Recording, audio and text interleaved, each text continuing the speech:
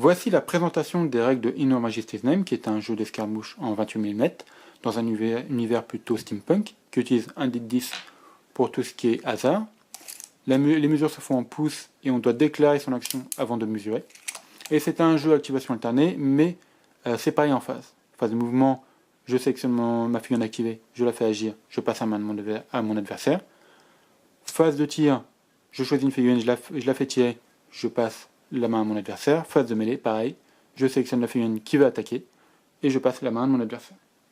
Donc quelques valeurs importantes pour le jeu, les caractéristiques des figurines, donc avec le nom, le pluck, le sang-froid de la figurine, le fighting value, qui est pour le corps à corps, le shooting value qui est pour le tir, le speed pour un bonus de mouvement, mais aussi un malus pour mon adversaire, le coût, donc la valeur de la figurine lorsque je l'achète pour la compagnie, les talents, capacité spéciale de cette figurine, et l'équipement, donc armes, armures et objets divers. On commence par la phase d'initiative, on jette un dé, on ajoute les éventuelles compétences spéciales, donc les talents de leadership de mes figurines, et celui qui fait le plus commence à activer ses figurines. Pendant la phase de mouvement, donc j'ai l'initiative, j'active une figurine et je la vais se déplacer. Elle se déplace de base de 6 pouces, plus les éventuels modificateurs liés au speed. Courir, c'est 6 pouces, plus 3 pouces de bonus, plus éventuellement les bonus de speed. Pendant la phase de mouvement, on peut aussi se désengager. Hop, voilà. Dans ce cas-là, je fais un jet de pluck. Si je le réussis, je peux me désengager. Sinon, je reste bloqué. Donc les jets de pluck, je jette un dé. Si je fais supérieur ou égal à la valeur de pluck, j'ai aussi mon jet. Les jets de terreur. Donc quand j'essaye d'engager une figurine qui provoque la terreur, donc plutôt la momie, je jette un dé.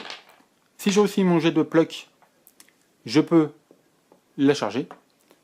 Si j'échoue, je dois me déplacer d'un des 10 pouces de mouvement directement à l'inverse de cette figurine. Et c'est un mouvement obligatoire. Donc il n'y a pas spécifiquement de charge à déclarer et de bonus de charge. Dès que je rentre en contact avec mon adversaire, je pourrai l'attaquer au corps à corps lors de la phase de mêlée. Ensuite, on attaque la phase de tir. Donc je sélectionne ma figurine qui va tirer. Je tire et après, je passe la main de mon adversaire. Je jette un dé de 10. J'ajoute ma valeur de tir, plus les bonus d'armes éventuels et les éventuels modificateurs supplémentaires. Si je fais un résultat supérieur ou égal à l'armure de mon adversaire, il doit faire un jet de pluck. Si il échoue à son jet de pluck, la figurine est retirée de la partie. S'il fait un résultat strictement supérieur à son pluck, il survit. S'il fait égal, il est au KO. On pose la figurine, elle ne peut plus rien faire de la partie, sauf pendant sa phase de mouvement, elle peut faire un jet de pluck. Si elle le réussit, elle se relève. Elle ne peut plus attaquer ni bouger. Par contre, lorsqu'on l'attaque, on a un bonus de plus 2 à son tir ou à sa mêlée. Donc lorsque je fais mon jet de tir, si j'obtiens un 1, c'est le cas, c'est un échec automatique et ça peut aussi provoquer un fumble. Si je rejette le dé et je fais 1, c'est le cas, il n'y a vraiment pas de chance. La figurine a pété son arme et ne pourra plus l'utiliser pour toute la partie. Quelques éventuels modificateurs. Si la figurine s'est déplacée de moins de 3 pouces, j'aurai un moins 2 sur mon tir.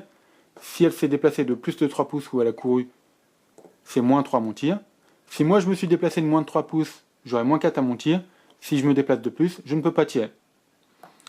Je peux aussi grouper mes tirs, donc je sélectionne plusieurs figurines qui vont participer au tir. La figurine qui effectue le tir aura plus 1 à son jet pour chaque figurine qui participe. Les autres participants ne pourront pas tirer pendant leur tour. Toutes les figurines doivent être en ligne de vue et à portée de la cible. On passe à la phase de mêlée. Donc lorsque je suis en contact, je peux jeter un dé. J'ajoute ma valeur de mêlée, plus les éventuels bonus d'armes, plus les éventuels modificateurs. Je retire la valeur de speed de mon adversaire. S'il a un 2 en speed, j'ai moins 2 à mon jet. Si j'obtiens un résultat supérieur ou égal à à la valeur d'armure de mon adversaire, il doit faire un jet de pluck. Pareil, en cas d'échec, il est retiré, égalité, il est KO, supérieur, il a réussi. Je peux jouer le surnombre avec la mêlée. Donc je gagne +1 à mon jet pour le surnombre. Donc quel que soit le nombre de figurines, je ne gagne pas +1 par figurine, c'est +1 en tout. Comme pour le tir, je peux grouper mon action. Donc les autres ne pourront pas attaquer en mêlée pendant ce tour, mais me donnent +1 pour chaque figurine qui groupe ce jet de mêlée. Et de même que pour le tir, si je fais un 1, j'échoue automatiquement. Si je refais un 1 derrière, mon arme est pétée. Et je ne peux plus l'utiliser pour tout le tour. Pour toute la partie, pardon. Donc les jets de pluck, je l'ai un peu expliqué. Par contre, pour ce qui est jet de pluck, quand je fais mon jet et que j'obtiens un 1, c'est forcément un échec. Si je fais un 10, c'est forcément un succès. L'univers de Inner Majesty Name est aussi un univers steampunk, donc il y a de la magie, il y a des technologies. Certaines armes sont électrifiées, certaines armes sont magiques, et vous avez des éléments de machines à vapeur, notamment des robots de combat qui existent et qui peuvent être utilisables. Donc pour tout ce qui est armes technologiques steampunk, chacune a ses règles, et elle donne plus ou moins des bonus ou éventuellement des effets particuliers, notamment l'électricité qui peut toucher plusieurs figurines en diminuant la valeur pour toucher.